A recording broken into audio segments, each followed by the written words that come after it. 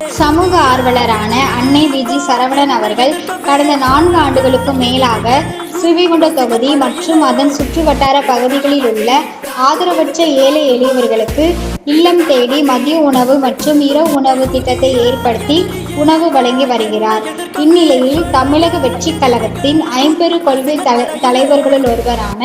சமூக ஆர்வலர் அஞ்சலி அம்மாளை கொள்கை தலைவராக அறிவித்ததன் ஏற்பால் தமிழக வெற்றி கழகத்துடன் இணைந்து தமிழக வெற்றி கழகம் தலைவர் தளபதி திரு விஜய் அவர்களின் ஆசியுடன் கழக பொதுச் செயலாளர் அண்ணன் புசி என் ஆனந்த் அவர்களின் வழிகாட்டுதலின்படியும் 19/11/2025 அன்று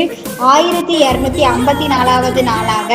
ஏரல், உண்டியலூர், ஸ்ரீவைகுண்டம், கோட்டைக்காடு, சிறுத்தொண்டநல்லூர் மற்றும் கீழமங்கலக்குறிச்சி அதன் சுற்றுவட்டார பகுதிகளில் உள்ள 161 ஆதரவற்ற ஏழை எளியவருக்கு தமிழக வெற்றி கழகம் தூத்துக்குடி மேற்கு மாவட்டம் சமூக ஆர்வலரான